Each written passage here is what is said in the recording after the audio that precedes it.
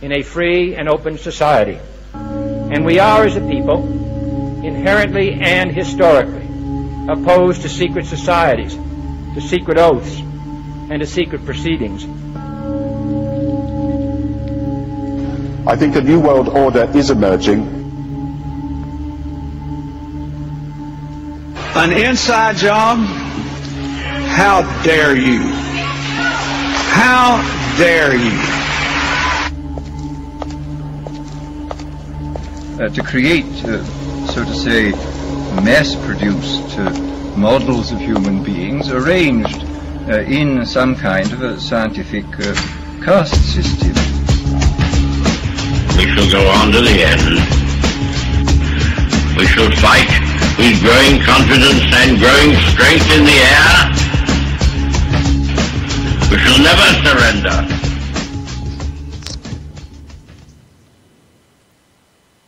Welcome everybody. It's the 14th of July 2014. This is UCY.tv with the Solvinur Event. Today I have a guest. You can check out his website, jawest.net, and his name is John Anthony West. He was born January 1st, 1932. No, that's somebody put that up on Wikipedia. Correct. And and I don't know who did it. It should have been corrected. In fact, I thought it was corrected. It's July 9th, 1932. All so, right. Not that matters. All right. It's okay. If there's anything else wrong from Wikipedia, just interrupt me and take it from there, okay? He's an American author, lecturer, guide, and proponent of the Sphinx water erosion hypothesis in geology. Influenced by R.A. Schwaller de Lubitsch in 1993, his work with Robert M. Schoch, a geologist and associate professor of natural science at the College of General Studies at Boston University, was presented by Charles Heston in an NBC special called The Mystery of the Sphinx, that won West a News and Documentary Emmy Award for Best Research and a nomination for the Best Documentary. All right, John, welcome. Thanks for the introduction. Thank you very much. Yeah, there's another thing I wanted to mention. There's books available on the website. Serpents in the Sky, The High Wisdom of Ancient Egypt, The Traveler's Key to Ancient Egypt, and The Mystery of the Sphinx. You also did a book on astrology. Is that in reprint yet? No, it isn't, but it's fairly soon it will be. We've scanned it in, and I think I have to do some editing and maybe a new forward for it. But it will be back self-published in print in the not-too-distant future, but I can't say when. All right. Awesome. So, John, can you tell us a little bit about your book, Serpents in the Sky? Yes, Serpent in the Sky is an introduction to the work of the amazing French genius with the unpronounceable name that you, in fact, pronounce pretty well, R.A. Schwaller de Lubitsch, and who was an extraordinary character, mystic, Orientalist, practicing alchemist, profound scholar, Pythagorean, all of those things. Born in 1890 or 91, and a boy genius. He was doing lectures for the Theosophists at the age of 16, mainly on Pythagorean mathematics. Wow. And he probably knew more about the Western Hermetic disciplines than anybody else in recent years. But he didn't get into Egypt until the middle 30s, when he went to Egypt with his wife. His wife was independently wealthy, so he was lucky. He never had to work for at least didn't need to make enough money to live on to carry out his studies. And went to Egypt. I made the mistake of this, actually, in Serpent in the Sky, because I thought he just went on a holiday. But he, in fact, the later works came out that clarified this point. He went in order to see if indeed the Hermetic disciplines were as the Renaissance astrologers, numerologists, magicians, etc., Neoplatonists, all of those scholars of the Renaissance claimed that their disciplines went back to ancient Egypt, but there wasn't no evidence that they, or in the modern sense of the word, no hard evidence that in fact they did. So Schwaller traveled to Egypt with his wife in 1937, mainly looking to see if he could verify that Egypt had the basic knowledge. And what he was looking for was specifically, he was a mathematician himself and a great geometer. He was looking to see if the Egyptians knew and utilized the so-called golden section, the harmonic measure, the perfect proportion. It's called the golden ratio, it's often called. And with it, it's closely associated Fibonacci series. To make a very long story short, because I tell the story of Serpent in the Sky in the book, he quickly found out that indeed they did use it, including also its spin-off into the diatonic scale, the musical scale. And he had, in visiting the Temple of Luxor, he had what, let's say, mystics call a revelation, and poets call an inspiration, and scientists call a hypothesis formation in order to make it sound as unmagical and as boring as possible. So, what Schwaller's revelation was that this strange temple with its asymmetric, skewed axis was in fact an exercise in harmony and proportion. And he set about trying to prove that, and very quickly did. And as I said, not only did he prove that they were using the golden section and Fibonacci series and the diatonic scale and the harmonics in the proportions and measures of this particular temple, but by extension, all of the temples as well, he was able to show that they were using it. And Temple of Luxor is built in stages, but most of it was built around 1300 BC. In other words, a good 800 years before the rise of Greek civilization, who are, to this day, Pythagoras is credited with being the discoverer of the golden section and of the laws of harmony and so on.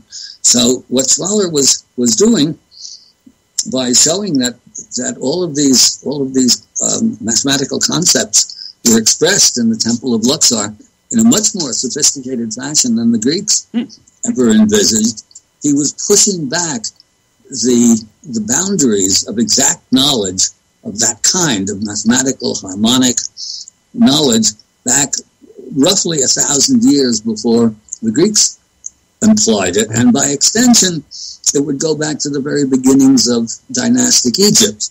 So in other words, this was groundbreaking work, and Schwaller recognized it as such, and ended up staying from 1937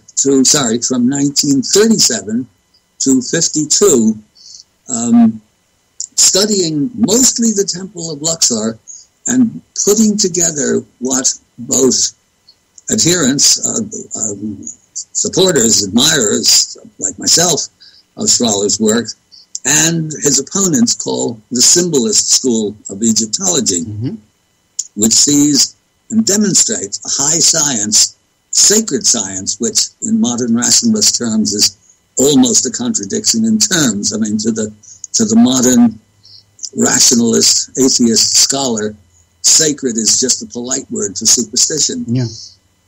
Schwaller took a very opposite point of view, and so do I. All right. And anyway, he by the time he was finished with the 15 years that he'd spent there, as I said, mostly at Luxor, he had reformulated the sacred science of the ancients in a manner that was accessible to our over-rationalized contemporary intellects, and in magisterial fashion.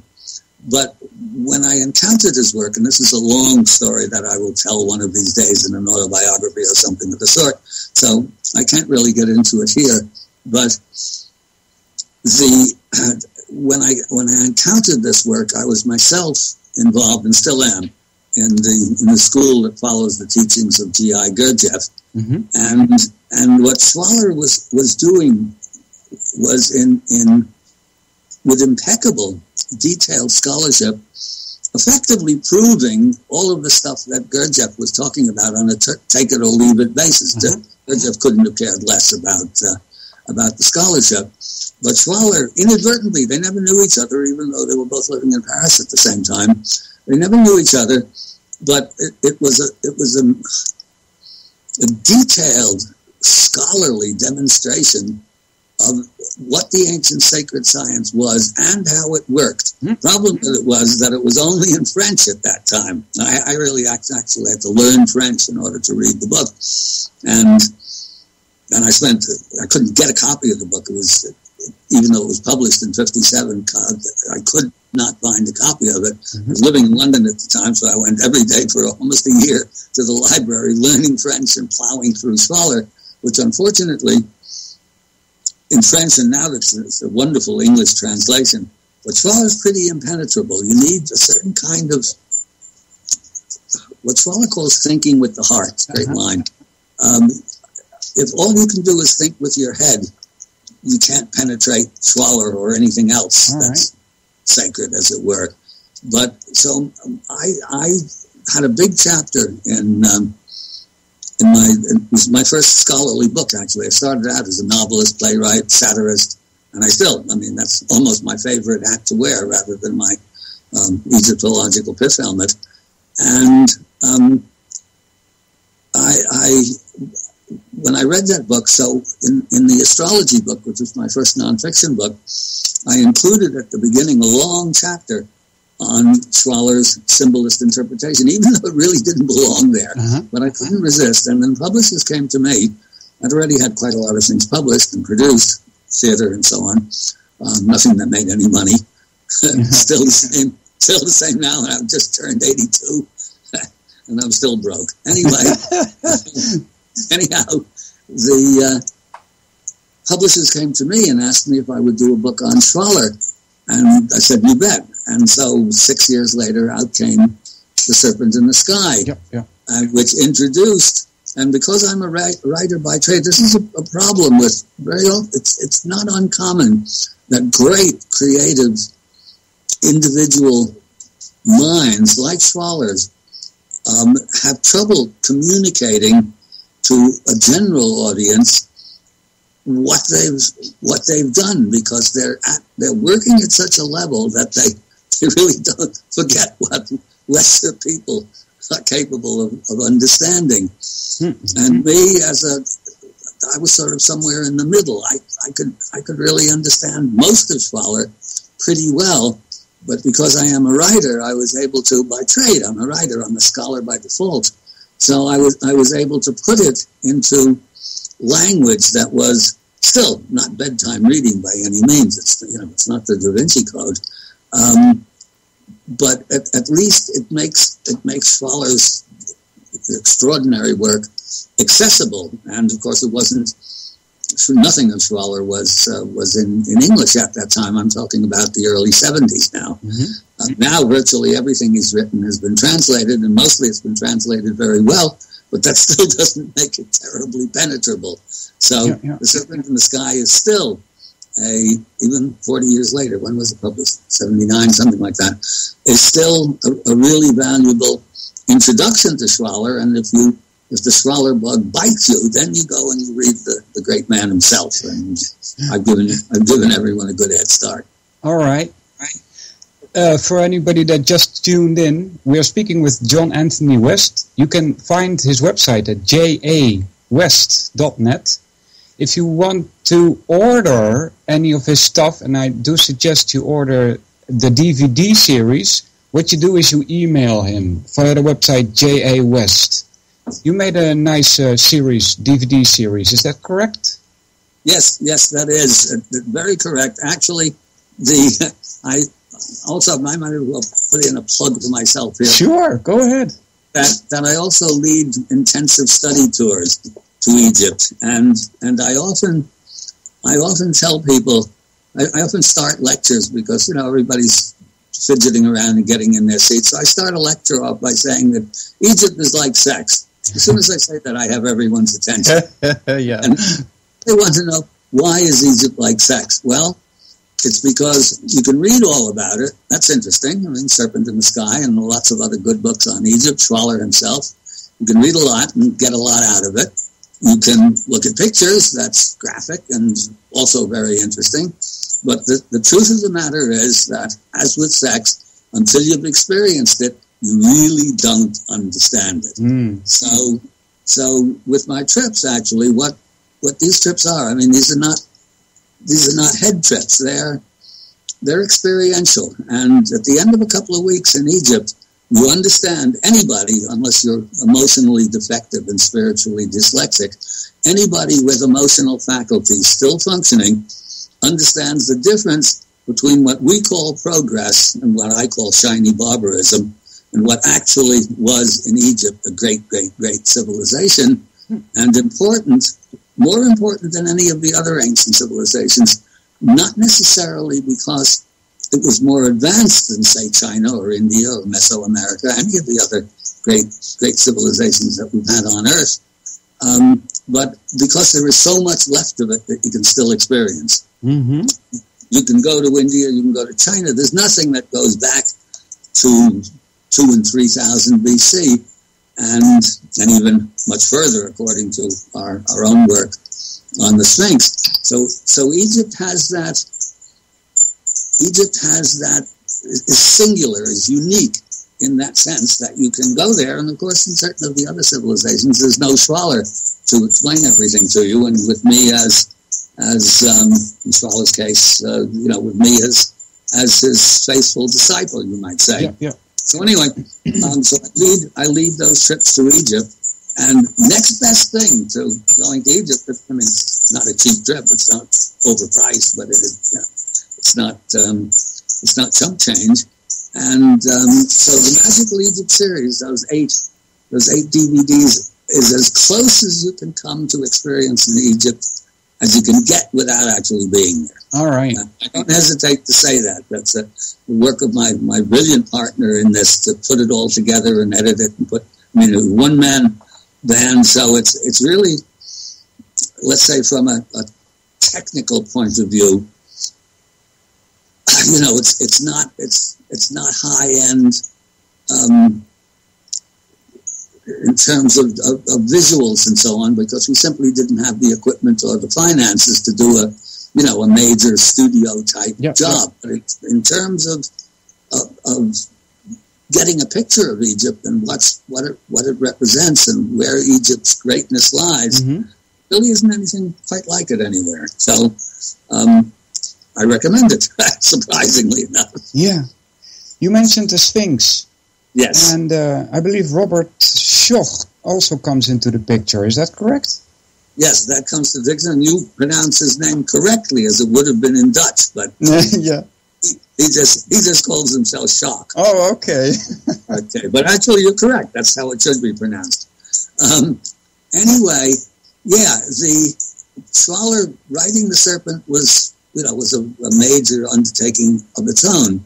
But in doing my research for Serpent in the Sky, there was a long chapter in one of Schwaller's ancillary books, or secondary books, you might say, written shortly before he died, called Sacred Science. In English, it's now translated as Sacred Science, the King of the Pharaonic Theocracy. And in this book, Schwaller had a long chapter in which he discusses the textual evidence that Egypt went back much, much further than it's given credit for by today's academics, who I call quackademics for the most part. And wait, I'm just going to look out. The dog is barking at something outside. I live in the wilderness here, actually, so that's awesome. There's deer all over the place, and the Indians could live here again. Anyhow,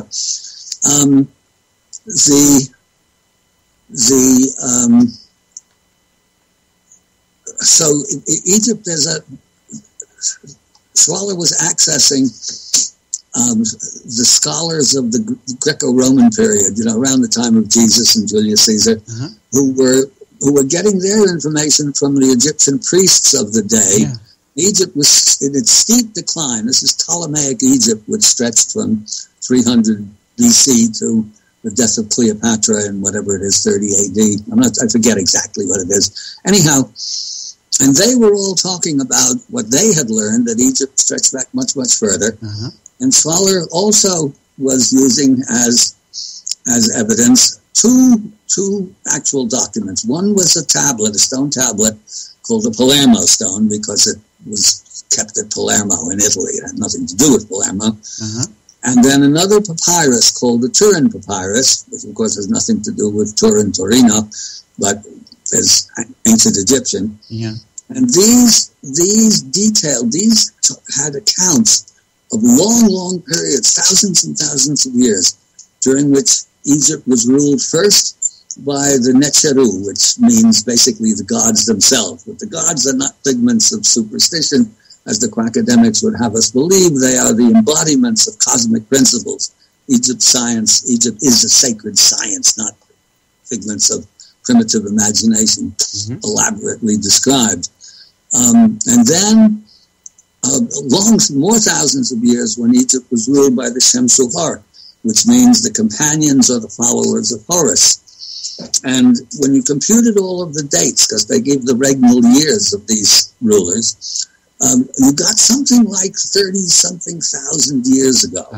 First, to the quackademics, this was anathema, since they think that prior to the rise of Egypt and the other civilizations of China and India, roughly of Mesopotamia, around 3500 BC, there was no civilization at all. And prior to 10,000 BC, everything is hunter-gatherers, and that's the end of it. You know, there's no civilization in our sense. There are no atom bombs, there's no striped toothpaste, there's no Disneyland. It's all barbarism back then. Anyway, so Schwaller has this long chapter, and then he's talking about Palermo stone and the Turin Papyrus, and then all of a sudden, out of the blue, at the end of the chapter, he says, and of course, the Great Sphinx of Giza shows unmistakable signs of aquatic erosion, in other words, water weathering. And when I read that, that was my little revelation or hypothesis formation, whatever you want to call it, because Schwaller evidently didn't realize himself how revelatory that observation was, because the rest of his argument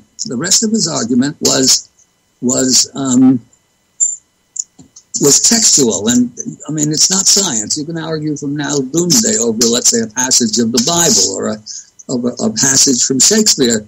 You can't turn it into science. There are better and worse explanations, but none of it counts as science, whereas the weathering to the Sphinx either is water weathering or it's not water weathering, or different kinds of weathering. And I realized that was a bombshell, because I'm not a geologist, but I knew a little bit about paleoclimatology, ancient climate in Egypt. And the Sahara, as far as I knew, and this turns out to be correct, is a relatively new desert. Prior to 10,000 BC, it was mostly fertile savanna with periods of lots and lots of rainfall. And since 10,000 BC, it's been mostly desert with a few relatively short periods where there was more rainfall. So the Great Sphinx of Giza is the most spectacular sculpture on Earth. I don't think anybody would argue about that. And if it is weathered by water, it would mean that it must have been there already or was carved during periods of intense rainfall, when there was, anyway, lots of water in Egypt. I made one big mistake in Serpent in the Sky, because I had to do my own geological homework. So I assumed that the water weathering to the Sphinx, and this I had from a geologist. He said, yes, of course. I showed him a picture. That's all in the Mystery of the Sphinx video with Charlton Heston, that it was water weathered. I assumed it was floodwaters of some sort. But it turns out not to have been that. It turns out to have been lots and lots of rain. The pattern of erosion, of weathering to the Sphinx, is such that it can only have been formed by lots and lots of rain. Anyway, what this means, and see, this is not just a quibble among academics, because I realized when I read that single line from Schwaller that in and of itself, that would mean that everything anyone had ever learned in any university or high school or postgraduate course in the world about ancient history was completely wrong, because it had to be, and the arguments about the dating, we still can't date it, but Schock, who was originally being very, very conservative about this, is now a lot less conservative. Oh. I was saying from the get-go that if the Egyptians are saying that their own civilization dates back to 30-something thousand BC, they know a lot more about their own history than a bunch of quackademics in the 21st century know. Yep. And so I was going with that extreme date. But there's plenty of, let's say, wiggle room in between. The implications, what's important about the dating is not so much the dating itself, but rather we're talking about the most spectacular sculpture on the face of the earth at a time when there's supposed to be only, primitive hunter-gatherers. Not only the Sphinx itself as a sculpture, but the temples in front of it and adjacent to it do not look spectacular compared to other Egyptian temples of the later period, but they're built of blocks of stone weighing upwards of 100 tons, sometimes more than 100 tons, sometimes a couple of 100 tons, slotted together like pieces of a jigsaw puzzle, so finely that you can't get a credit card in between the joints. Okay, that doesn't sound like hunter-gatherers to me. This is very clever hunter-gatherers, exactly. And when we did the Mystery of the Sphinx, we went to a project where they were working with the biggest cranes in the world, land-based cranes in the world, building a cogeneration plant in Long Island. And we have an interview with Jesse Warren, who was the project manager of that, who was absolutely mind-boggled by the photographs we had, and he acknowledged that with the biggest crane that we now have, they could lift those blocks, but he couldn't figure out how they would rig them in order to place them the way that they are in fact placed. So in fact, what this means is not only were there great sculptors capable of producing the most spectacular sculpture on earth at a time when there's not supposed to be any civilization at all, but this non-civilization of hunter-gatherers had at their disposal a technology that we absolutely do not understand today, capable of producing architecture that we can't produce. So this is why, when I said before that this is revelatory. In other words, this means that everything you've ever been taught about ancient civilizations and the rise of civilizations has to be thrown completely out the window. Yeah. So this is a big deal. Yeah. And of course we've been fighting this battle with the quackademic community since the 90s. Well, since the video came out. I've been battling them since 1979 when the book came out. But then it wasn't even a battle. They were just ignoring me. Yeah. And now, nice talk. I don't know. Sabu's barking about. Anyway, all right. That's a bit of real life. No problem. So the shape of this statue is in a lion or a lioness, right? Does it have anything to do with the animals walking around there, or does it have to do more with the stars in the sky? Probably both. Probably both. We think we're convinced, but this is the sort of thing you have to be careful with this. We cannot prove that it's meant as a Leo marker. What you can prove is that it is a lion's body. We're very certain that the head is too small for the body and has probably been recarved. It might have originally just been a lion. We don't know, and there's no way to find out. Okay. But it faces directly due east, which means that on the spring equinox, the lion, if the lion were looking at his own image in the sky, in other words, the age of Leo, the last age of Leo, the last time that Leo rose to the east, due east, was around 10,500 BC. For reasons, people like Graham Hancock and Bauval have been talking about that as the most likely date for the Sphinx. We think, Schock and myself and some others, that the Egyptians themselves, with their rule by the Neteru and rule by the Shemshuhor, we're more inclined to think, and Jacques has more or less come over to this point of view now, even if he prefers not to talk about it publicly, because as a scientist, he's correct to be as conservative as he possibly can be in terms of the data, of what the data will permit. But we're more inclined to see it as the processional age before 10,000 BC, which would be around 36,000 BC, which does correspond to those Egyptian, the Palermo stone, and the Turin papyrus. So it's not as though we're inventing this out of thin air. There's a certain amount of, let's say, of Egyptian evidence that would back up that contention. So anyway, you can see, what this does to our current view of progress as beginning with, stupid old cavemen back in whatever it was, the Paleolithic and early Neolithic hunter-gatherers, and leading to our glorious civilization where we're poisoning the earth and skies and seas in front of our noses, and the whole thing is now actually, as we see, it's hard to read the news on any given day and see anything but a descent into absolute chaos. Yeah. So the model of a true great civilization that had its act together, and now we get into the philosophy and the esotericism of it. I'll come to that in a second, actually.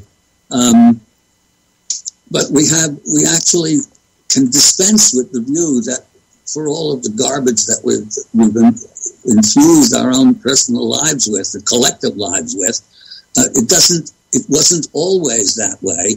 And in fact, my own conviction is that unless we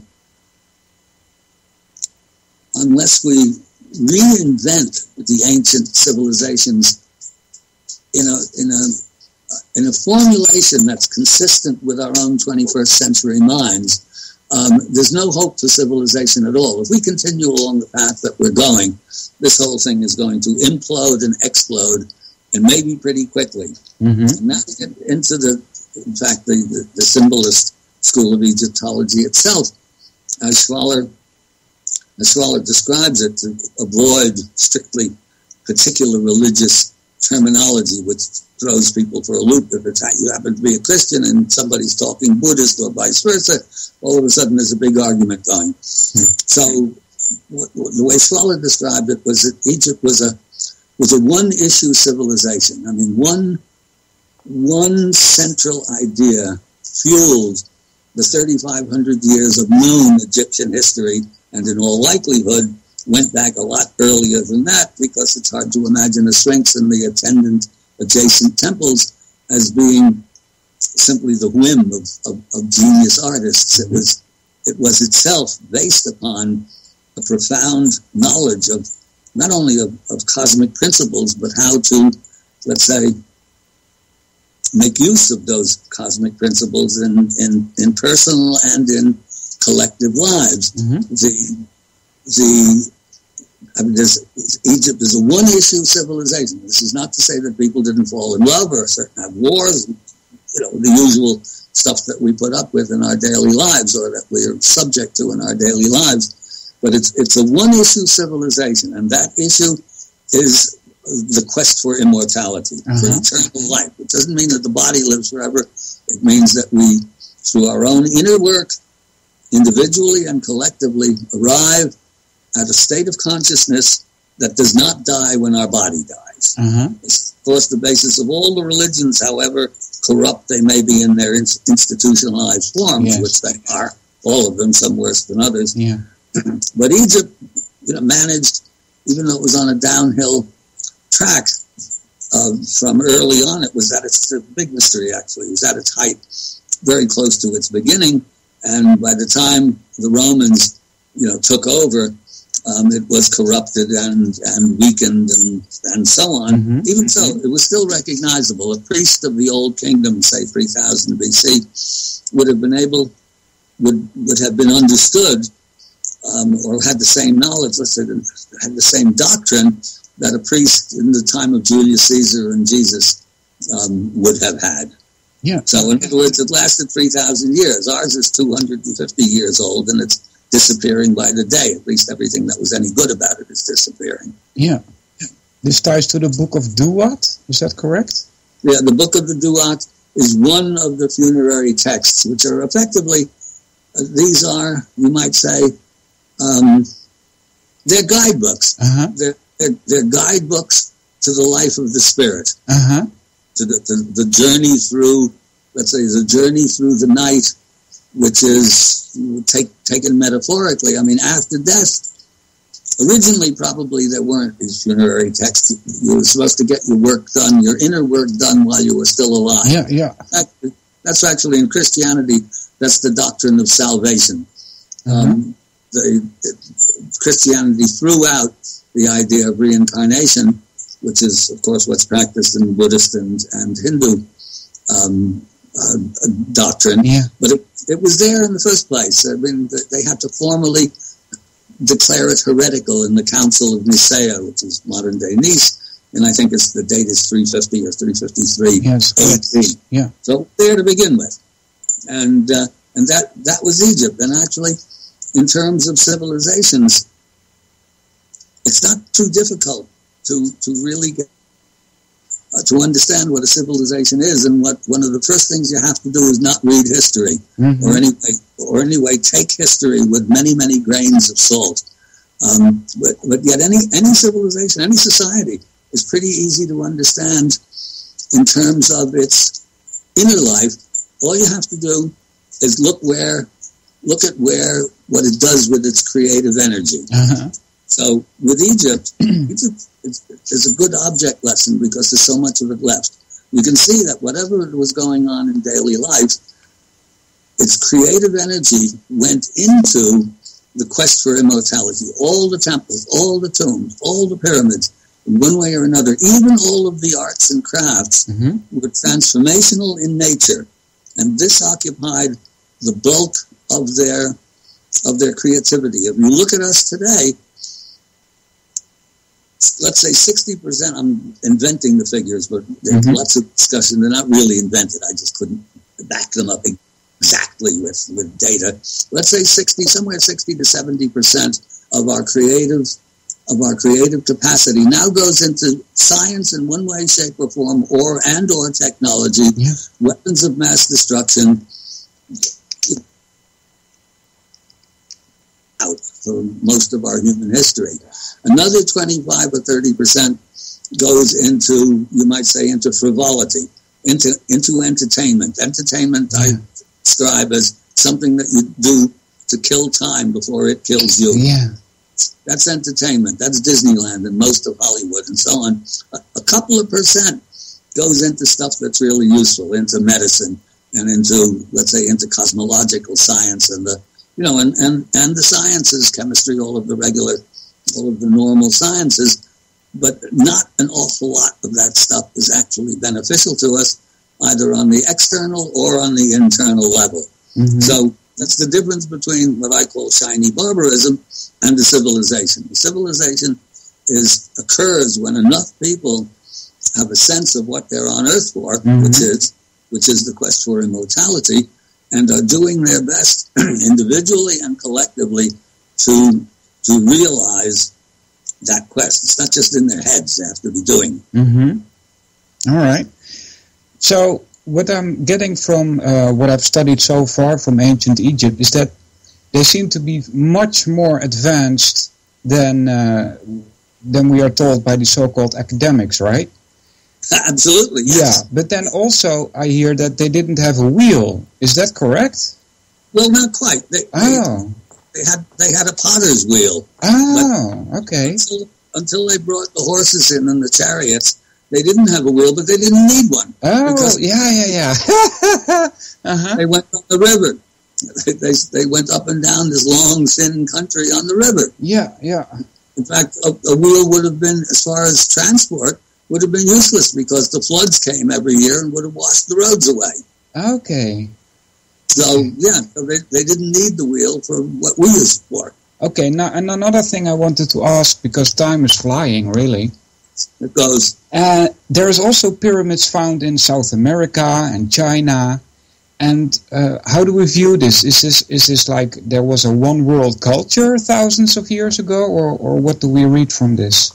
Couple of things, actually. One, it's a big mystery why they would build pyramids in the first place. We don't know why they built them in Egypt, and for the most part, we don't know why they built them in China or different in Mesoamerica. So there's something, as I said, we really don't know why. Okay. And they occupy a kind of a latitudinal belt. They're not, somewhere around 30 degrees of the latitude, and almost all of them, and they're all over the place, they keep finding new ones, are in that belt. Somebody knew something and erected these strange structures, more or less in a line with each other, and not parts of the south and not parts of the north. We don't know why. But yes, not necessarily just because of the pyramids, but there are lots and lots of other reasons to postulate a global civilization that went down under cataclysmic conditions, two separate cataclysmic conditions. My colleague Robert Chalk is very much into this aspect of it, and he's got the science credentials behind him to actually pursue it, and I don't. And my interests are more the philosophical and spiritual sides of it anyway. But to say, how shall I say it? There's an event that happens around 11,000 BC, probably a comet or some sort of an asteroid or something that penetrates the atmosphere and actually the Ice Age is in full swing at that time, creates an even colder Ice Age for about 1,000, 1,200 years. And then all of a sudden something happens, and this is getting a lot of scientific credibility behind it. Something happens, Chalk is pretty well convinced, and there's a physicist named Anthony Perrott, who works at Los Alamos, the government space laboratory, who are getting convinced, and they're not the only ones who thought of this, but Perrott's work and Chalk's is, you might say, they have the most scientific credibility to be putting forth this theory of CMEs, coronal mass ejections. In other words, these gigantic sunspot storms, electrical storms. Do you know about those? Yes. The last one, which is minor by, let's say, by paleoclimatological standards, the last one was called the Carrington Event. I guess a guy in England, a guy named Carrington, who determined what it was that was creating these extraordinary things that were going on in the sky, and this was in 1859.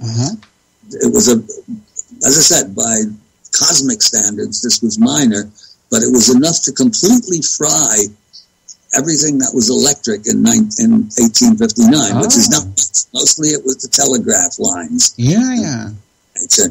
But these things happen. These are, the solar storms that pop up every now and again, and even today, these little bitty minor blips will destroy.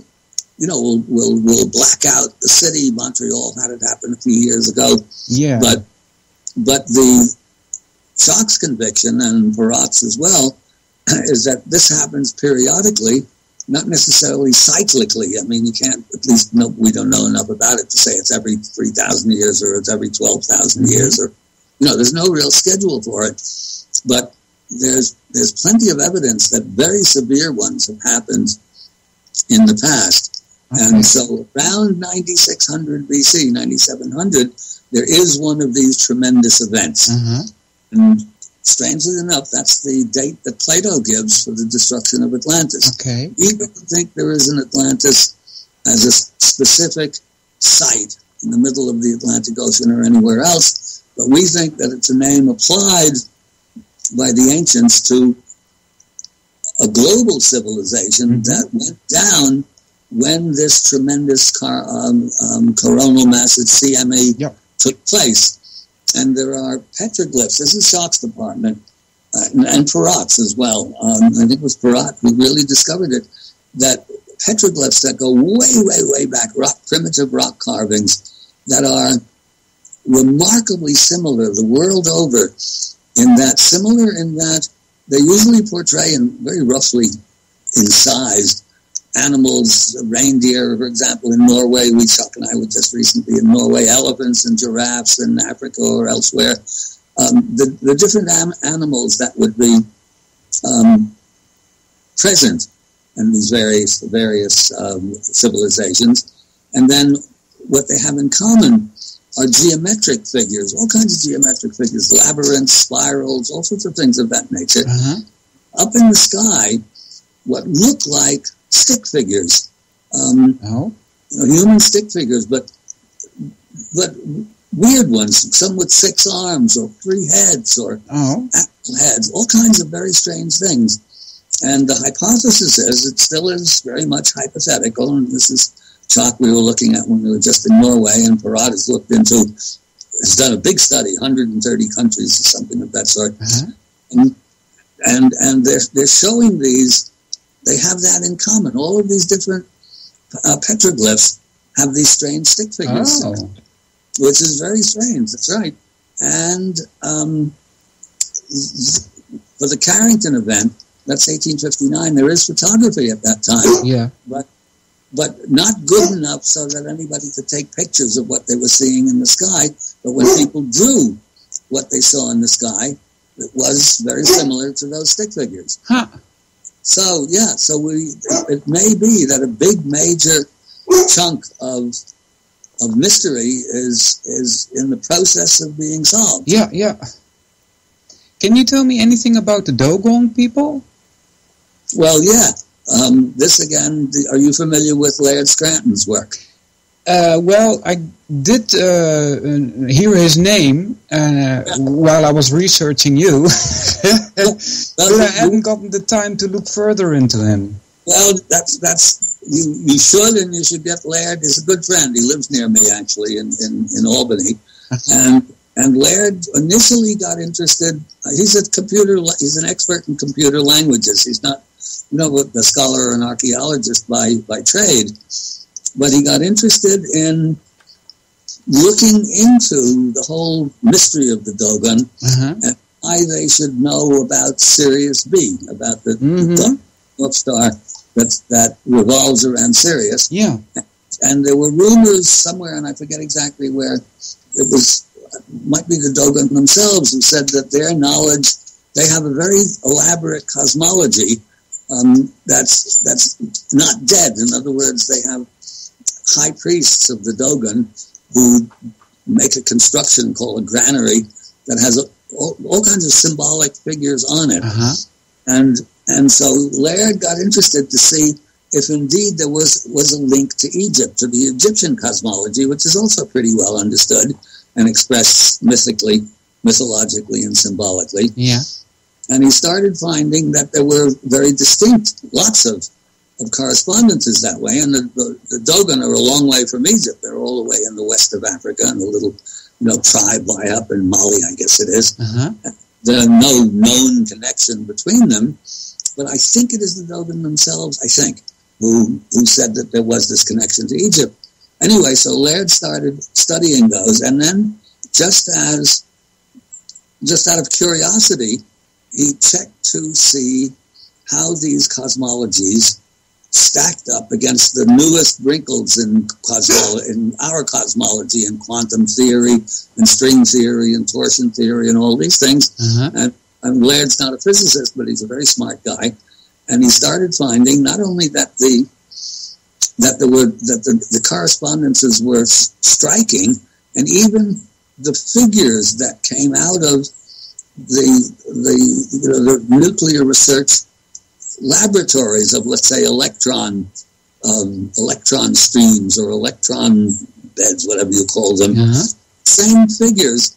I mean, being photographed by whatever super microscopes they their control now, look like both the Dogon and the Egyptian symbols for that stage of cosmology, for that stage of Genesis, as it were. So this has set him on this extraordinary quest, which is now, I guess, 5 or 6 books into it, where once he published his book, originally called The Science of the Dogon, and with the symbols of the Dogon. Anyway, a few of the books, they were hard. They were never bestsellers, but they attracted a fair amount of attention of people who were interested in these ancient cosmologies. So gradually, book by book, he's been able to show, and I'm not sure that every single one of his parallels is exactly the truth. But science is like that. There's nothing that's exactly the truth. There are plenty of exceptions to the second law of thermodynamics. So if you're not 100% right, doesn't mean just because you're a little bit don't have 5% right, you throw out the other 95%. No. So what Laird's work, in a nutshell, what he's been able to show is that this cosmology, which was common to both the Dogon and the Egyptians, is everywhere. The Buddhists have it, and the latest book is showing that the Chinese have it, or had it. So this is, in my view, this is really important work, and one of its advantages is that Laird is a very is a good writer. I mean, he's able to explain complex things in language that anybody can understand. You don't need PhDs in physics to be able to understand what he's talking about. So this is really important work, and it harkens back. You see, most of the ancient myths all over the world, including the Bible, talk about the Tower of Babel. Talks of, prior to whatever it was, some catastrophic event, I forget the exact language, but all humanities had a common language. Yeah, so that's what the Indian myths also say from India. They all say that, and I think through Laird's work, we can now say that the common language was not necessarily Turkish or Peruvian or anything like that. It was cosmology. Everybody seems to have had. African tribes have it. Eskimos have it. All sorts of things. It relates to a certain extent. Another sort of important book in all of this, which doesn't get into what Laird gets into, but you probably know that one, Hamlet's Mill, by the two historians, MIT historians of science, Giorgio de Santillana and Herta van Dekend, where they're showing that there's a common astronomical knowledge pervading the legends and the myths of the entire world. They're historians of science, so they don't broach the possibility of astrology, but there's really no point in having a highly developed astronomy without an astrology, because you don't need a highly developed astronomy to tell you when you got to plant the corn or when is the time to fish for salmon. But he said. So anyway, that's Laird's work, and so that adds, as far as I'm concerned, it adds a big piece to the puzzle that's now starting to take really substantive shape. We know a lot more now than we did when Schwaller was writing. About these aspects of the ancient civilization. And Schwaller, meanwhile, provides the intellectual means for appreciating the esoteric doctrine that pervaded in all of those ancient civilizations. And actually, Gurdjieff, for those who resonate to his methods, Gurdjieff provides the means to practice the ancient, you might say, the ancient wisdom within the context of our 21st century lunatic asylum. Another thing that makes me think that they must have known much more, and I haven't gone there myself to check if this is correct, but there's this Nabta Playa. There are all these stones over there. Exactly. And this one person in the video explained to me that these seem to be randomly placed at a certain point, but that it had actually to do with star distances. Yeah, that's Tom Brophy. That's Thomas Brophy, who's a physicist and archaeoastronomer. Yeah. So you wonder how did they know how far these stars were away, right? With Brophy, there are kind of 3 levels of his book, of the Origins map. I wrote the foreword to it, or I wrote the afterword to it. Very interesting. I mean, the first part, there's no mistaking that it's got the belt of Orion and so on. Yes. When he's talking about the distances of the stars and the speed at which they're traveling, all I can say is maybe, but I'm not 100% convinced of that. All right. In part because I'm not sure that how they would make use of that, but that doesn't. All right. I'm not sure. I mean, the Great Pyramid, the star shafts, even the quackademics now acknowledge that they're star shafts, not ventilation shafts. Yeah. All right. Particular stars. Why? I mean, why indeed? We go to all that trouble to. Some people have radio engineers have suggested, and I think makes sense. I mean, I'm not a radio engineer, so I know enough just to acknowledge when I don't know. But they thought that those shafts would serve in some way or another as waveguides, in which, let's say, whatever the vibrations that are coming from the belt of Orion or the star Sirius might be, or whatever importance they might be, that would be a way of directing them, in this case, into the Queen's Chamber and into the King's Chamber of the Great Pyramid. Yeah. What end, we don't know.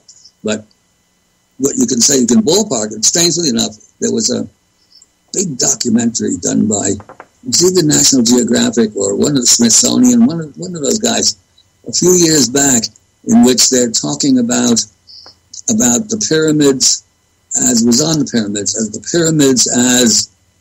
immortality machines. And then there was a kind of a implicit wink, wink, nod, nod. So, as if these jackasses at the Smithsonian and at the National Geographic knew more than the ancient Egyptians who were building the pyramids. Yeah. But in fact, I think that's probably correct. Except that the Egyptians knew what they were doing, and the contemporary quackademics who are winking and nodding haven't a clue. This, by the way, is a point. This is really a point that should be made. Whenever you read anything, whenever you get it in school or university or graduate course, and they're talking about ancient civilizations and the mythologies and the legends and so on, and symbolism, they're always saying, I can't think of a single instance where they've said otherwise. The Egyptians believed this, and the Egyptians believed that, or the Peruvian, the Incas believed this. Not once have I ever read them say, or heard them say, hey, maybe they actually knew what they were doing. And as you stupid jackasses who don't know what they're doing. Yeah, it's like they say, well, the ancient Egyptians believed this. In other words, it's not true. That's how they bring it, right? And even the language is very important. Myth is often used as, even by people who should know better, is used as a synonym for a lie or a fabrication. Yeah, that's incorrect. In fact, what myth actually is a means of describing in dramatic fashion the interplay of cosmic principles. It is actually an extraordinarily advanced, complex science on many, many levels. Yeah, myth is the first science, right? Well, it really is. Yeah. And it's a way of expressing it so that everyone can understand it. Whereas with us, at the high levels of quantum physics and string theory and all that sort of stuff, only the mathematicians can understand each other. And for the That's right. That's useless, isn't it? Well, at least they understand it, or sort of. They're limited as well because they don't understand that consciousness, cosmic consciousness, is at the basis of all of this stuff. So, anyway. All right. We are 1 hour gone. Yeah, I think we've got it's about enough for today, don't you? Yeah, I had more notes that I wanted to discuss with you, but don't worry about it. As I warned you, I'm very long-winded. It's okay. Make another plug for yourself before we end this. Okay. Yeah, well, as I've been talking very verbosely and at great length for this last hour or so, Egypt is the place. Until you've been to Egypt, you don't actually understand how a true civilization comported itself, and how it, in other words, how it felt. We have almost no civilization of our own in that ancient sense of the word. So if you can possibly afford it, and if and as I said, you'll find it on my website. It's competitive in price, as it were, but it's still, it's not going to the movies. Go to Egypt. Join me on one of my Egypt trips. The next one is October 23rd to November 5th. All right. And if you can't do that, at least get yourself Serpent in the Sky and the mystery of the Sphinx, and probably best of all the 8-episode Magical Egypt, a Symbolist tour. Yep. If you want to get this, people, visit the website jawest.net and send them an email with your wishes, and we'll get it from there, right? Yeah, and my email is my initials, JAW, Sphinx, SPHINX, all one word, Jaw Sphinx, at AOL.com. All right. Thanks a lot. You're very welcome. I think it was awesome. Thank you. And see what happens. Let me know what feedback you get. I will, sure. I will send you an email with some of the comments that we're getting. Okay? I appreciate having that. Thanks a lot, John. Take care, buddy.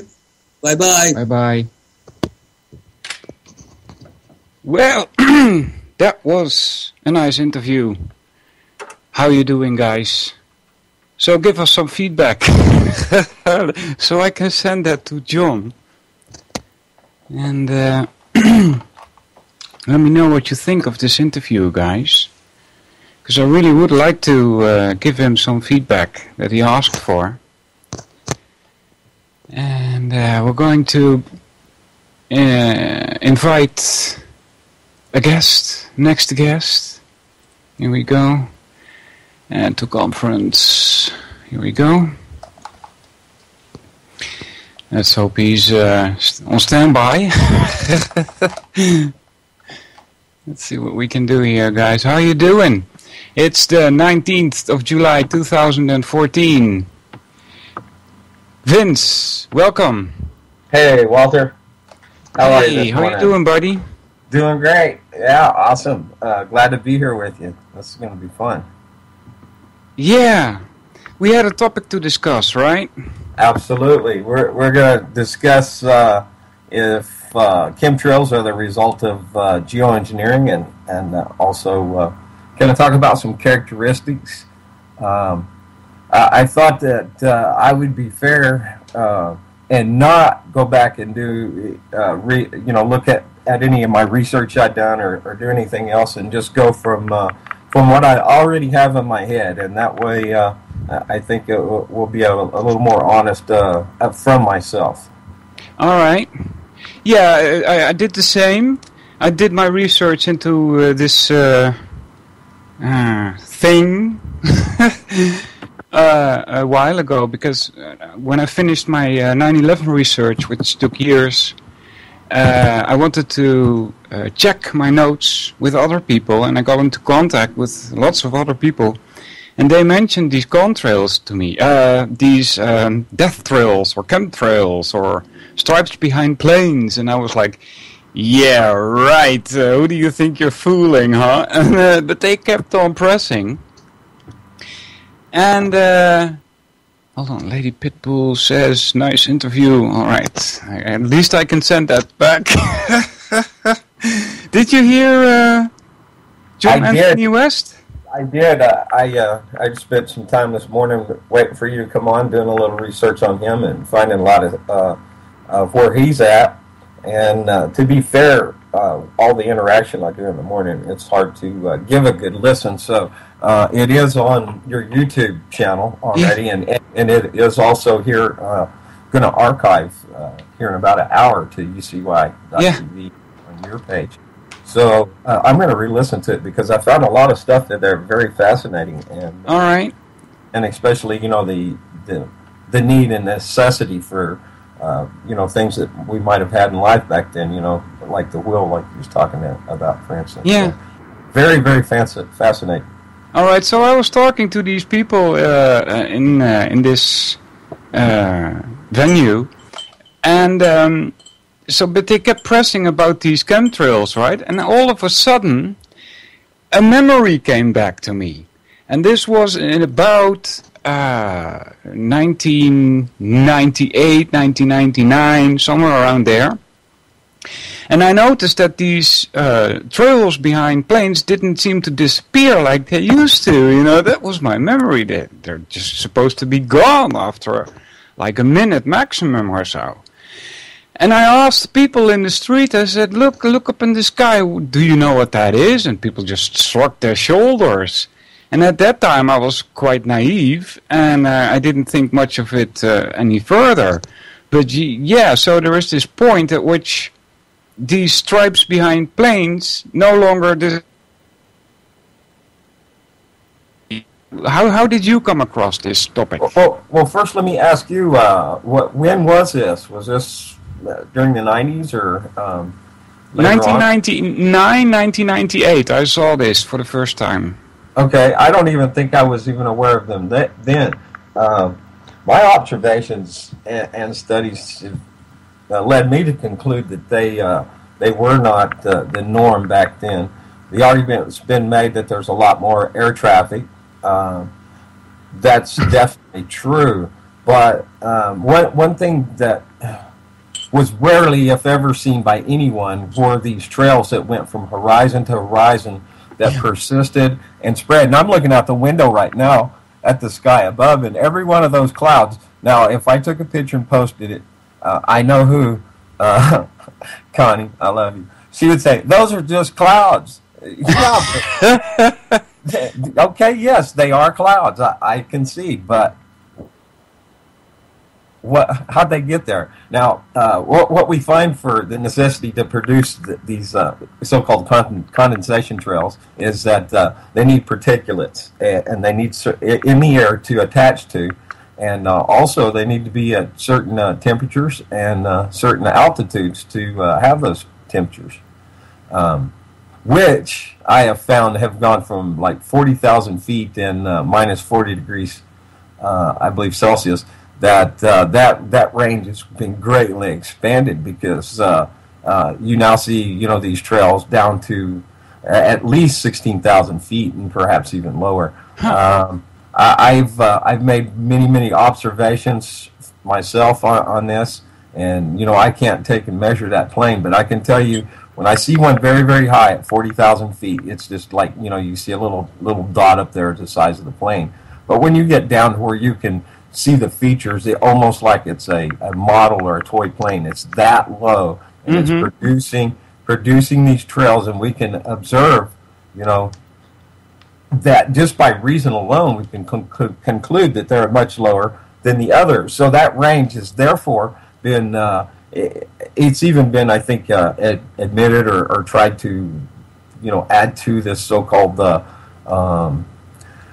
what is a phenomenon that many people call debunking chemtrails. So these sites that are out there try to make excuses for this and deny that this is what's going on, and even to say that showing evidence from photographs and other historical documents that these trails have been produced in the past. Well, certainly that is the case, but nevertheless, I still find that those trails to have been the exception and not the norm. Yeah. So, Did you ever manage to recognize any symbols on the planes?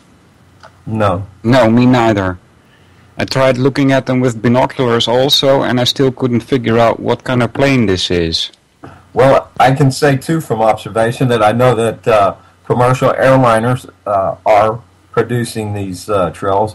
And just because I've gone to sites where, they show, air traffic control, all the flights in the air, they kind of have a lag time. So I did spend some time watching that, and that's something else that and when I go back into further study on this, that I will observe further. But it shows commercial airlines.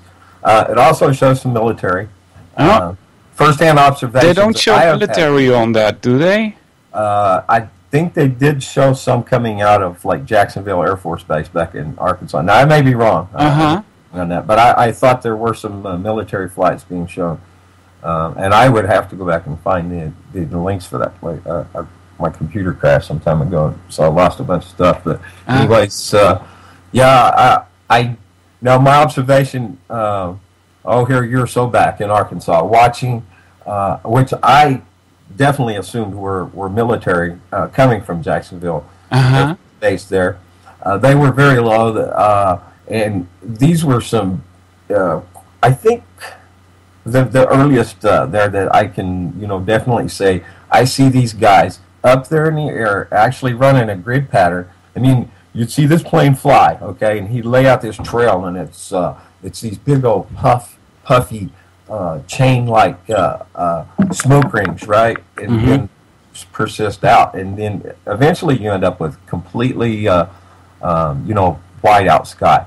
But anyways, he would go, he'd disappear, and then pretty soon here he'd come back again, a little farther down the line, and just watch him going back and forth, you know. And it's quite obvious. I mean, can't say, oh, those trails were laid out and then they drifted. No, because I sit there and watch them. This is one of the arguments given by the debunkers that these lines in the sky, you see them and then they appear to be a grid, is because they have drifted, to a new position because of rotation of the Earth and atmospheric conditions and so forth. I call BS, just out of observation. That's a scientist, somebody who observes. When you can test things, and then people have tested things. They've tested fallout, some of the heavy metals, the barium and aluminum and others, strontium and so forth. That then the debunkers come along and say, well, these things are naturally occurring in the soils, and they had tainted samples. But like Dane Wigington, I believe his samples were collected, just right and proper and without contamination. And how do you do that? He took some samples, the layers off the top of the snow, and had that tested.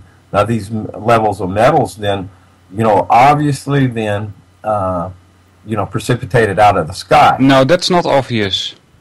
To me, it would be if it's in the snow. It had to precipitate. Look, we have here in Germany, we have the Ruhrgebiet. We call it Ruhrgebiet. It's a huge area which has a lot of production of steel and all kinds of stuff. And they also put up stuff in the sky, and that can also come into the snow. So the only way that I would regard as a good way of getting an analysis of these trails is to fly behind them and suck up the air. That would be an acceptable... I can conclude with that, absolutely. And all right, but listen, I heard that too, what you said about planes going back and forth. I saw two of them, a heavy trail behind them coming towards the city. And because this is flatland, you can see them coming from far, far away. And the moment they arrived above the city, both planes at the same time, can you fracking believe this? Both planes made a 180-degree turn. Like, let's get back to the airport or whatever. That doesn't make any sense at all. And it was a huge, big, fat trail that they left, and it just grew larger and larger, and it mucks up the sky like unbelievable. So yeah, those are the kind of points we can agree on, right? Absolutely. Some things are quite obvious. Yeah. Just in the matter, just by just looking up in the sky. Yeah. And if somebody say those are just clouds, no way. You know, well, here recently out in Arizona, a friend I'd met out there, I took over weeks, says let's watch the sky here and let's watch this, and he's all like in the beginning, oh no, that's just irregular and stuff, and then those are just clouds. And so I showed him, how these trails would persist into forming these here. It appears that they're applied in certain areas, to take advantage of weather patterns, and could even be perhaps be manipulated in other manners, which some people are calling art. When I was asking, how I like to ask questions, right? When I was asking these people that were saying, yeah, chemtrails this, chemtrails that, and I asked, well, how does this dispersion work? And they say, well, they put it in the engines. And I was like, what? They put it in the engines? Are you sure about that? Yeah, it has to be in the engines. And I was like, well, that doesn't make sense, because if you are spraying these metals through your engine, it's gonna frack up your engine. That's not what engines are made for, aluminium and barium and all the rest of that stuff. So what do you think about that? Well, I've seen that argument saying that, that would destroy the engines, but I wouldn't think that would be the case. We see engines that probably even performed better that back in the day when gasoline had lead in it. I don't know if that's true or not, but what we do see, things that could go by, especially if you consider the fact that perhaps these particulates being, microscopic nanoparticles, then I would think that they could probably pass through the engine and through the exhaust and all that without problem. Well, actually, that makes it only worse, because the smaller the particle is, the easier it is to get into the little cracks that are in the metal and clog that up, you see. Well, when you're talking about an engine, see, like a piston perhaps, and the rings on it, as it goes up and down from the explosion, pulling it back, you've got carbon and other stuff. You get that stuff build up. Yeah. And as far as affecting the performance, eventually a bunch of accumulation is going to, affect it. But in the short run, that stuff just blows on out, for the most part. It wouldn't be, imperative to, the operation of the engine for that. And then perhaps there's also additives in that, which exist for other things to do, would help dissipate that and, break it down. Just a note, there are no pistons in these engines. Right.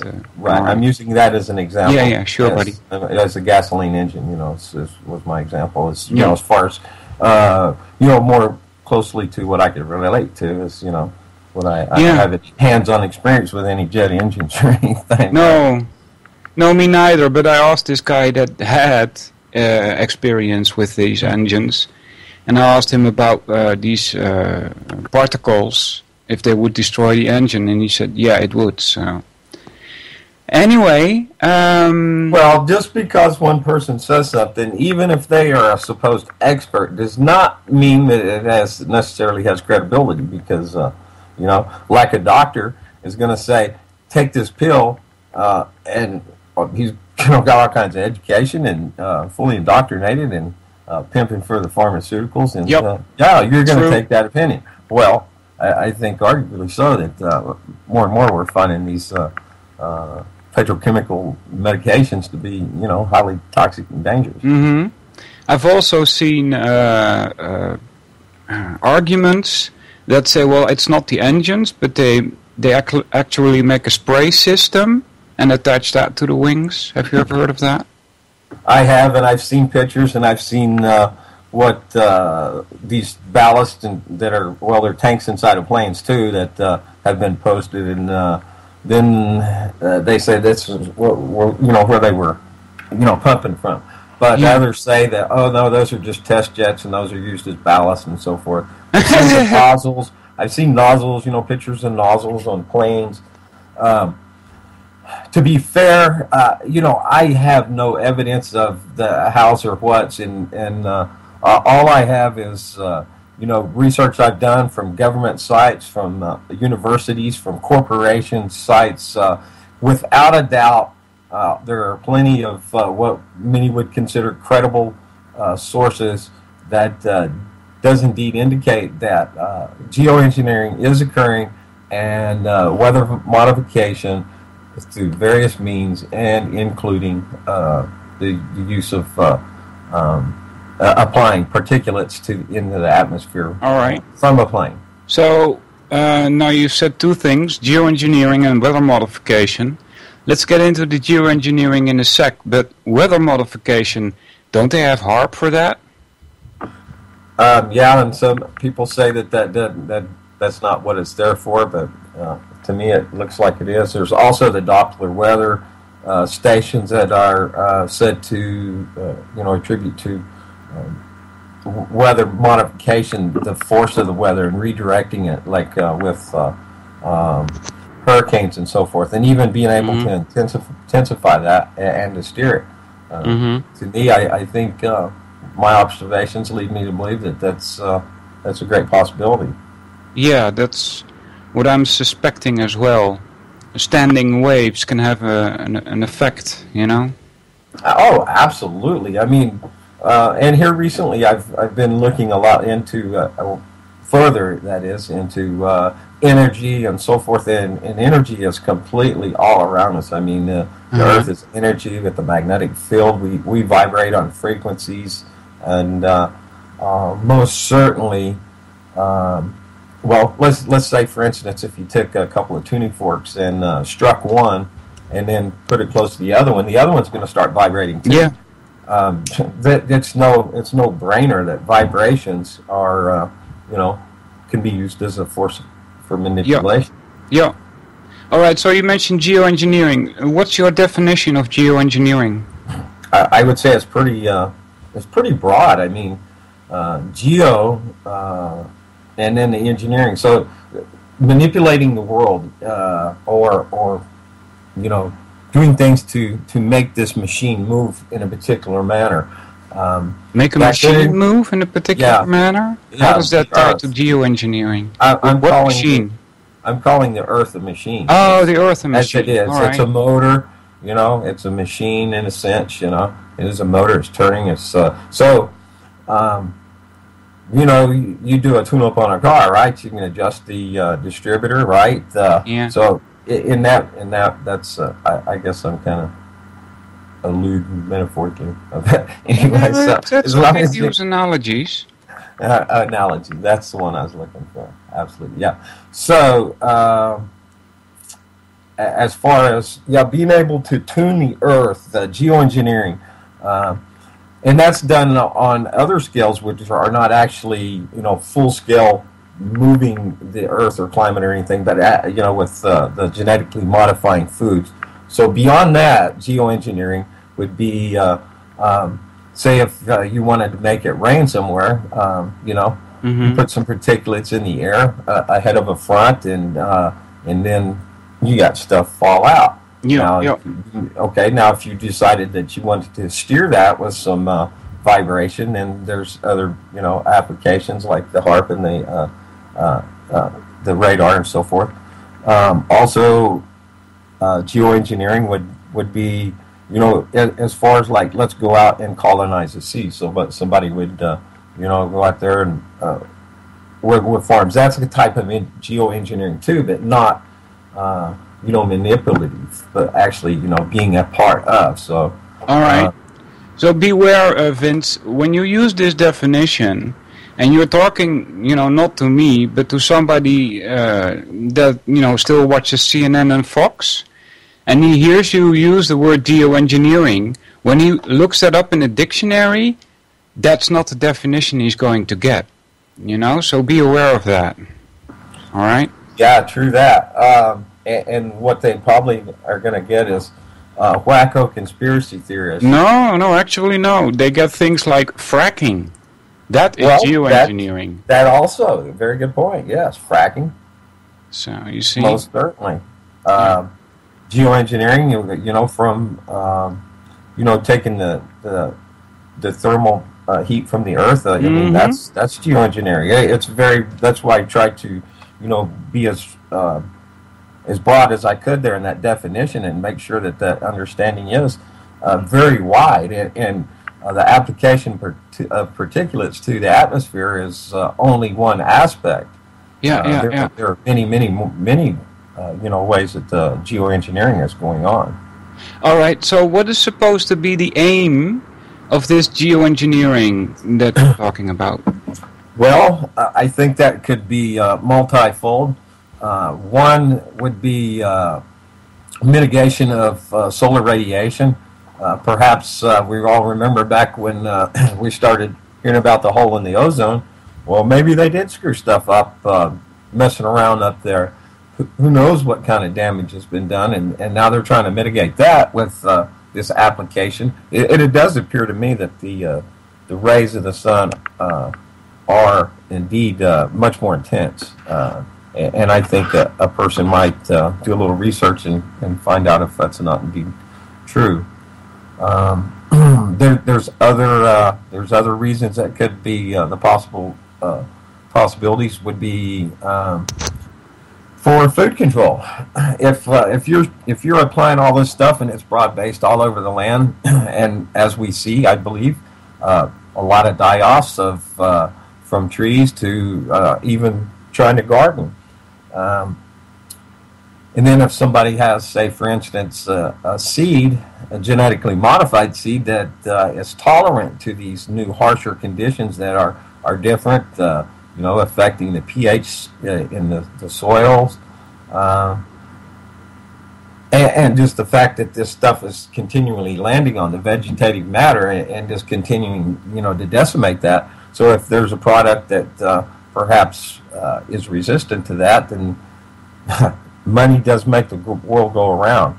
It ain't love, baby. It ought to be. But in this day and age, this machine, this beast that operates, that we're all seem to be caught up in the pushing them wheels and turning them cogs.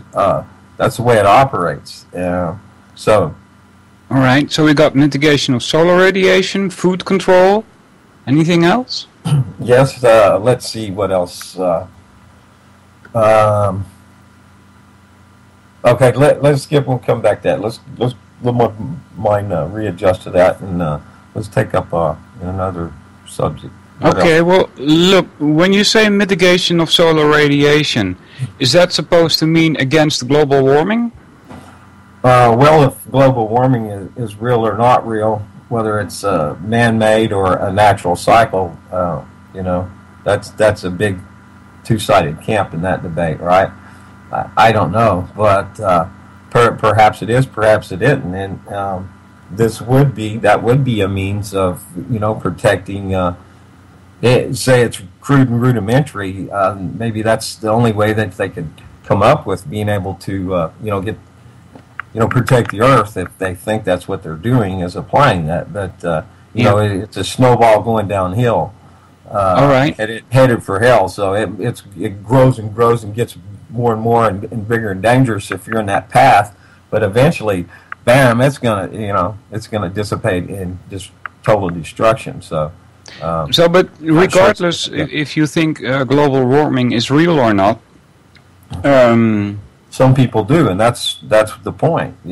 Whether it is or it isn't, if people do believe it is real, and they're taking steps to mitigate that, and which in their opinion is, what needs to be done, that's debatable. Yeah, but listen, regardless of whether you and I believe in that if global warming is a hoax or not, the mainstream media does. They are pushing this global warming, climate change nonsense, right? They stepped off the term global warming a bit, but you still, if you type in the Google global warming, you can still find that, scientists say the Earth is warming up and the sea level's going to rise and blah, blah, blah, right? Right. If the chemtrails were supposed to reflect sunlight, right? Which, by the way, there are also studies showing that it's actually not reflecting, but more or less catching and trapping the heat from the sun. But if it were to reflect the sunlight and thereby reduce the global warming, why would not the mainstream media come out and just say this? I mean, it's for the good of humanity, right? Why the secrecy if that is the reason? Good point. And other topics of study and discussion of mine is propaganda. It's kind of a little handle I hung on myself, Propaganda Panda, because, you know, all the information that we have and then, you know, send back out there, it's all in a sense propaganda, and it's all a matter of the information that we have available and that we can then compute. Mm-hmm. Now, if there are those people that wish to you know, control what information people have, or to influence the information and the way of thinking that people have, I think it's pretty sensible to say that there's somebody back there that is pushing buttons on this machine, right, making things happen, and that information's going out through the media. And, you know, what 100 years ago, it's like they set out to do a little check and see how many really major publications. Back then it was newsprint, of course. That was the main propaganda, main form of propaganda. So there were interests that bought these up, and they consolidated down into a few, and they decided that they can then influence the mind of the people, the masses, and cause them to go in a direction for a paradigm. You know, their thinking, their way of thinking, and what the world is and what should be done. And so now, in this day and age, we've seen that you know, the major media conglomerates are really consolidating into very, very few. So there's some people at the heads of these corporations that are making the decisions ultimately of what information, you know, will or will not go out to the people. Yes. So obviously, most people then get their information from mainstream, and it's no fault of their own that they're caught up in their life, you know, making their way through life, and no, I don't have any time for the leisure of getting out here and you know, being involved in studying all this stuff. They just take for, you know, what they get fed in mainstream. Well, the fact that it is that they will call you a cook, they will call you nuts if you talk about these chemtrails, that kind of makes me suspicious already, right? It makes me think that this is not for the good. You know, these trails in the sky are not for any benevolent, what do you call that? Benevolent. Yeah, yes. Benevolent reason, but rather it's an attack on something or someone or whatever. Would you agree, or? Absolutely, I do, Dave. I think we're under attack in every aspect of our life, and have been for a very, very long time. There's these people that, and mostly sociopaths and psychopaths that rule this world, and it's not for the good of the people.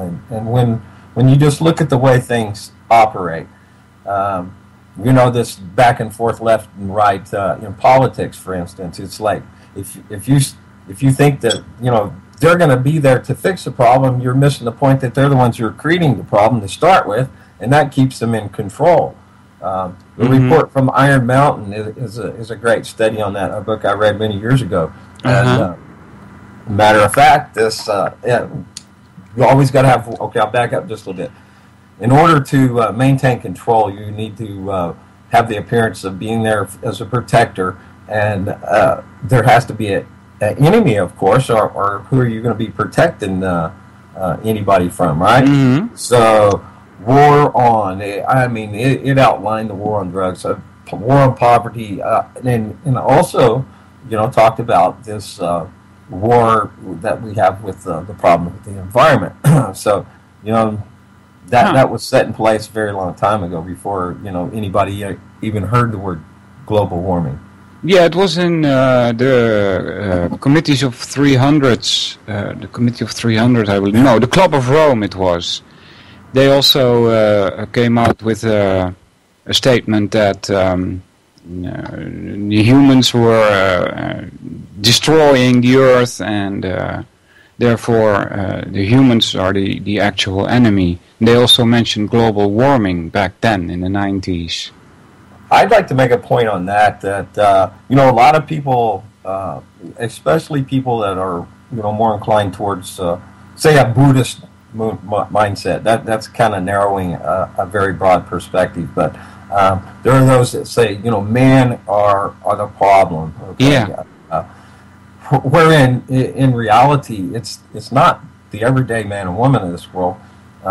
But it's this corporatocracy, and it's the government and corporations that enable one another to be able to dump dangerous toxins onto the earth. Now, say for instance, if it was me and you and a few other folks out in the community, and we were agrarian, we had gardens and so forth, and suddenly I started dumping some type of saying acid, then it runs out my driveway and down the street, and enters into a water collection that you might have down the line.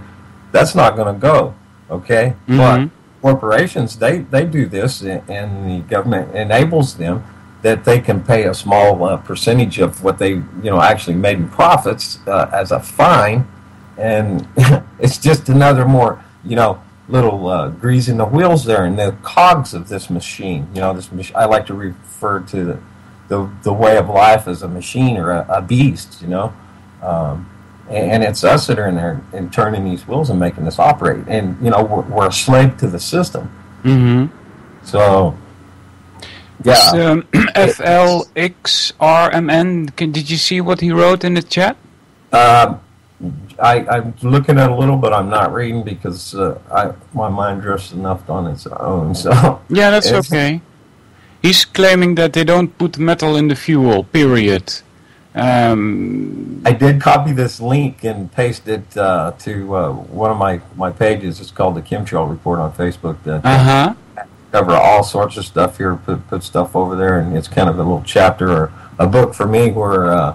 or for the topic of anything to do with chemicals, from radiation and fracking to chemotherapy and all on down the line, But yeah, I don't know what exactly he means here. It says they are the most reactive of the hydrocarbons and are permitted at only 5% by volume in JP4.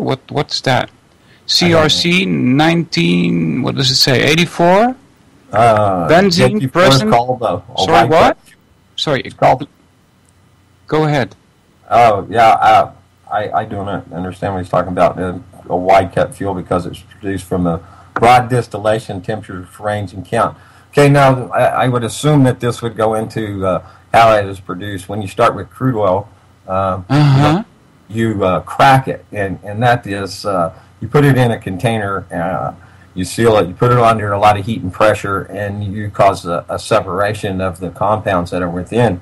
A byproduct of gasoline is diesel, okay? So, this from there you can continue to break down, and matter of fact, it appears to me that probably every type of compound that exists in the world, or nearly so, could be found within this, fossilized materials beneath the earth, which, if you had a big conglomeration of all the life on earth that was maybe perhaps, washed into a big flood and buried down deep and put under pressure, it would coalify, it would create oil and stuff, and then further distillation of that, you can extract, chemical compounds and then synthesize things that you might have find occurring naturally in the world today, and that is, the basis, of course, of the petrochemical medical industry is, taking a compound, extracting it from oil, basically, and reproduce something that is found naturally occurring, like, say the compounds in cannabis, for instance. Okay, here FLXRMN says, well, that did not go well. He's saying, I'm saying the metal in the fuel would destroy the turbine. Yeah, that's what I was thinking also, you know. That's thinking like that's too easy of making I'm sorry, that's too big of a statement, too easy to make that statement. It has no validity in it because, like I said, particulates and stuff go through engines. There is, of course, a difference between a jet engine and the regular one in your car, say. But there are certain principles that apply that fuel being burnt and being, discharged, it's going to have contaminants in it. It's going to have particulates in it. And to say if they're bigger or smaller, I would say bigger particulates would cause more damage than smaller ones. So I still think nanoparticles would easily go right on out, be burned and ejected right out the tail end of an airplane engine. So. All right. Did you see the video that was posted in the chat a couple of days ago? I believe 2 days ago, about this county people coming together about chemtrails. Yes, that's in California. Matter of fact, Dodie from Dodie. Day, she was there before the first cup. Dane Wigington, he was the initial speaker there, and there are a great many other people. That showed up to. So it's what. So the promise was that they were going to investigate this. Is that correct? Yeah. I hope we do an investigation in the fuel that goes into the engine then, so we can get this settled, right? Well, that would be good, but I got to tell you, let's form a committee to select a committee to... I hope it doesn't turn out like that, they really have to get on it. But there have been also, by the way, in Greece, some Grecian island also had this council meeting, and they came straight out and said, listen, we're against this. You're not going to spray above us anymore. We're going to outlaw it. Did you know that?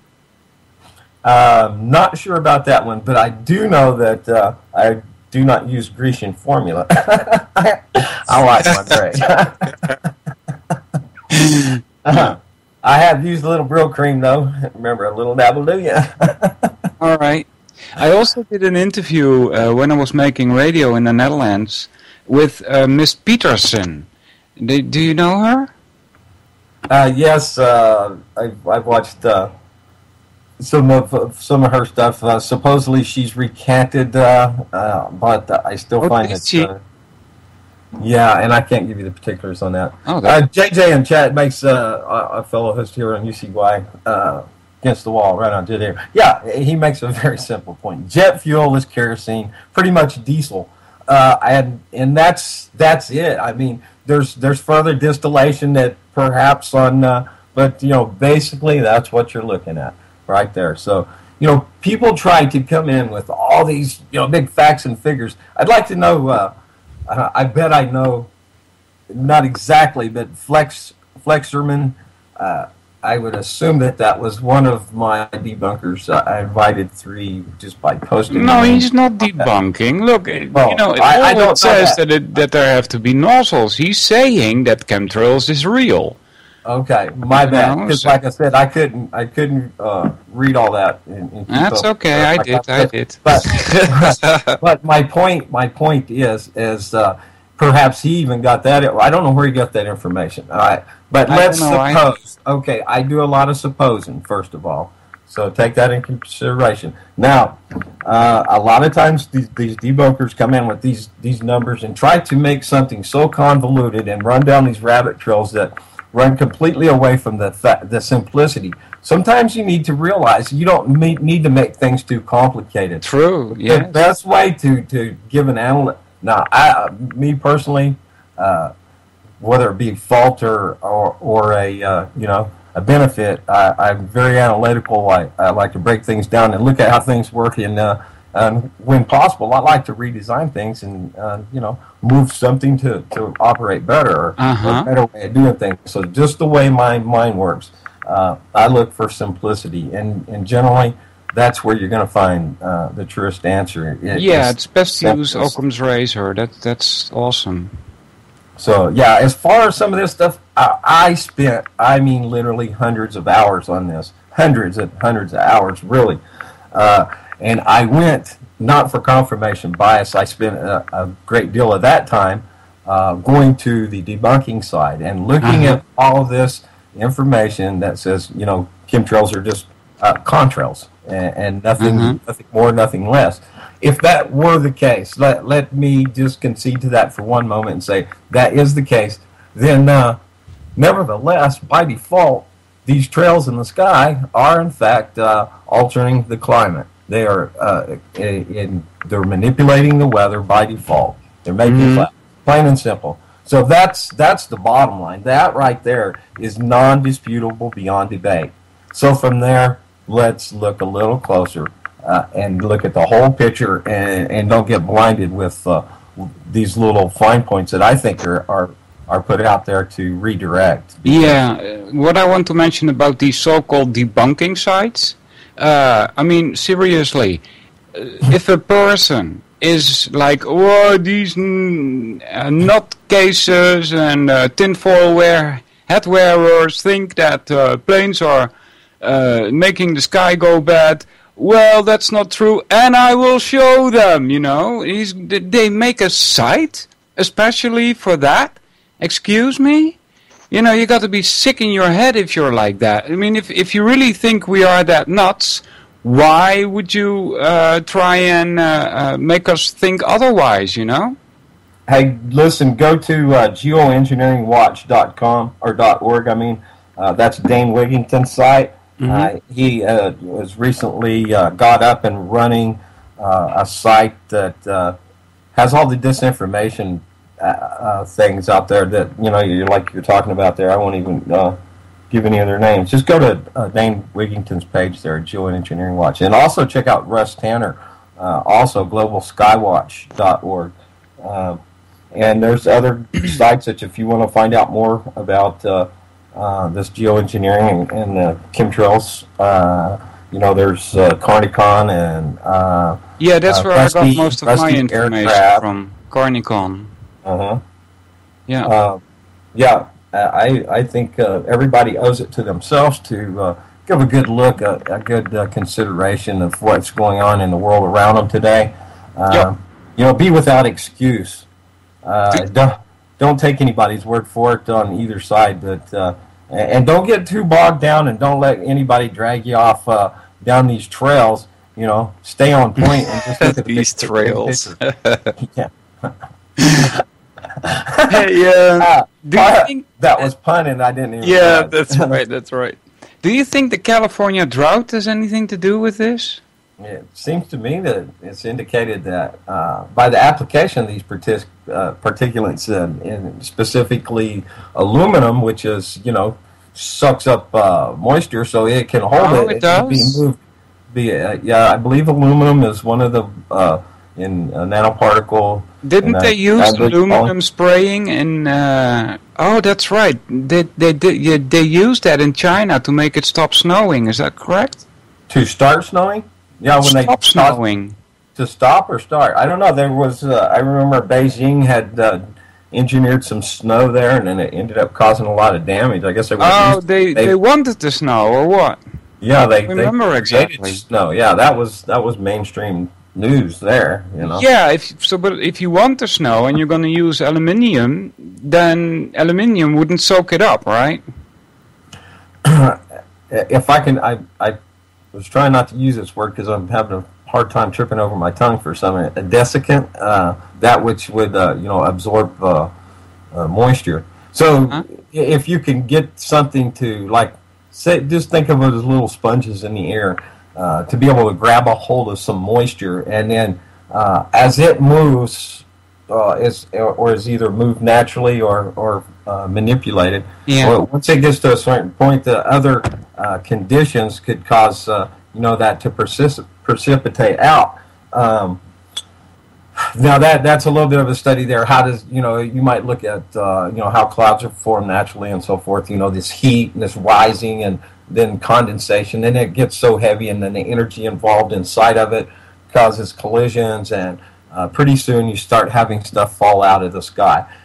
Conditions in the atmosphere and at what altitude will determine that, whether it be snow, sleet, rain, fog, whatever, right? So these are all factors that have to be, taken into consideration if one were to decide that they wanted to capture moisture somewhere and move it somewhere else for either the benefit of where you're delivering it, or even perhaps because we do know that it's in the best interest of corporations to make money. So if they wanted to destroy something, now that's the way this machine, this beast works. It works on destruction. So destroy and rebuild. So if you could destroy, say, for instance, California, the agriculture there, maybe you come along and, like after the Depression, after the stock market crashed, everybody sold real cheap, took big losses. Somebody come in, bought on pennies on the dollar, and made a lot of money. Now, it's not inconceivable to think that people would do that and hedge their bets in the futures, and then come along and buy up, worthless land that doesn't grow anything. And then all of a sudden, boom, you can put the water back, right? Yeah. All right. So, let's see. Chemtrails, the stuff that is, and again, I have to say that I can't be sure about what is in these trails, but an indication might be that Monsanto has been trying to manipulate plants in such a way that they can withstand too much aluminium in the ground. Have you heard of that? Yes, I was talking about that earlier. Yeah, another way of hedging their bets for the future. If everybody has to eat to live, obviously, if you're one of the few that has the eats, then you've got either more profits, or maybe you decide you want to also reduce population of the earth. There's people that claim the earth is overpopulated. This is this is a myth as far as I'm concerned. As far as my observations indicate to me that the earth is mismanaged and not at all overpopulated. Exactly. It could sustain what we have now and many, many times over. If you took everybody in the world and took them to the Grand Canyon and started stacking them in the Grand Canyon, you would only dam one end of it. You'd really? About a mile deep, 10 miles across, and a few hundred yards wide. That's people, the world population stacked in cordwood. Mm-hmm. At 5 billion people, everybody could occupy, a family of 4 could occupy 5,000 square feet in the area of the state of Oregon, and the rest of the world would have nobody in it. So it'd be like if you had one megacity the size of, this isn't accounting for streets and sidewalks, stores and shops and all that stuff, but family of 4 occupied 4,000 feet in the area the size of Oregon. That math I did myself. The one on the Grand Canyon, that was one I recall from, I believe, maybe Ralph Epperson. That's a fantastic researcher. He actually started me some 20-odd years ago into the endeavor of understanding the way of the world and how it operates, and those that are behind the scenes. He wrote the Unseen Hand. He's been a guest of mine a couple of times, and I look forward to actually been thinking about, hey, calling Mr. Ralph and saying, you ready to come back on air?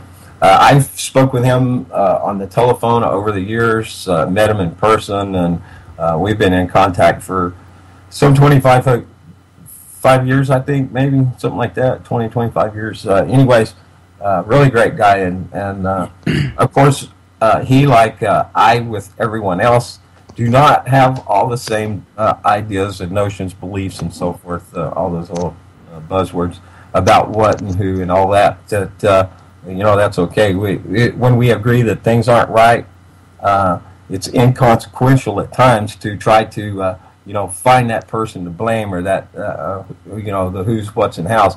First, we need to recognize that there is a problem, and take that examination and say, yeah, I think it's kind of obvious that things are not really right. And most people have that gut feeling, you know. It's somewhere in the back of their head, but they won't let it surface. Hey, listen, when I was doing my research into this chemtrail stuff, there were some claims that there were no chemtrails in China, and I was like, yeah, right, let me check that, right? And sure enough, there's also chemtrails in China. And so what you see that it's a global thing. You know, I've got it here in the Netherlands, you've got it there in the United States. It's global, all right? What kind of organization do you know of any kind of organization that has this global power? Absolutely, and you know, I've been questioned by very smart people that I know. Well, how could they pull this off logistically? We're talking about billions of dollars, right? Mm-hmm. Well, first of all, billions of dollars are no more than paper. And exactly. Those that control that, they reap all the benefit of being able to make as much and do with whatever they want to with all that money. All they got to do is print more. And they have all their mechanisms of inserting this in there, and then you couple that with existing, let's say, airliners are already flying, right? Well, hey, let's add it to there, and they can you know, make the application there. So, you know, this organization is, in fact, what I do refer to is the mechanical beast that operates this world. That corporatocracy, and it is not just the United States now. You know, it's formed here. We're the head of this beast, right? A two-headed beast, as far as I'm concerned. United States and Israel that are causing that are at the helm. Let me say that. I'm not saying the United States or Israel is evil. I'm saying these people that have the helm of these governments Excuse me. are evil, and obviously they're evil, and have hijacked you know, what it is that it's supposed to be for, and that is of by and for the people. So the system's broken. It's spewing. We see the spewing out literally in the skies of the death and destruction it has for us of the world. Mm-hmm. And it's by no means inconceivable that the logistics are in place because of the corporatocracy. It's arms of the octopus. They all interconnect and pull it all together and are blanketing this world. And it's not a new world order, baby. It's been around for a while. And, all right. Don't forget London, though. You know, London and Israel and the United States are tied in so many ways. It's not funny anymore, you know? Oh, absolutely. So the British Empire, you know, it still exists, and it's very, very big. So, just wanted to mention that. It's 57, Vince. When do you make radio on UCY.tv? I'm on Thursday nights following Celli Effect and right before Double Crossed Radio. On Thursday nights, I'm on at 8 p.m. in the Eastern Time, and that's 1 a.m. GMT. All right. So, what kind of topics do you cover usually?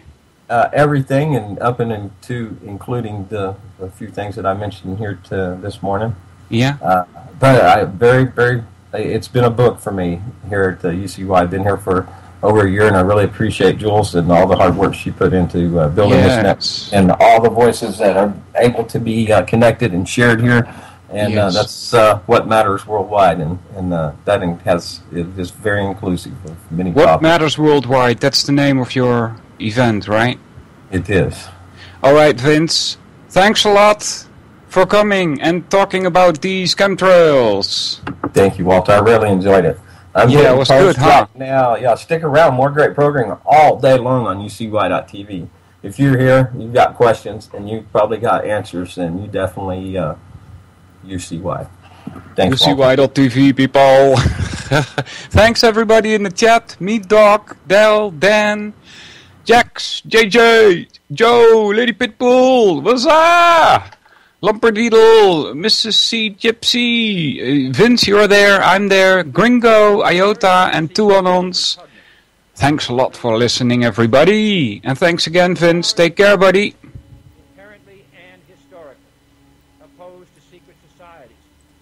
secret oaths and to secret proceedings. I think a new world order is emerging. An inside job? How dare you? How dare you? To create, so to say, mass-produced models of human beings arranged in some kind of a scientific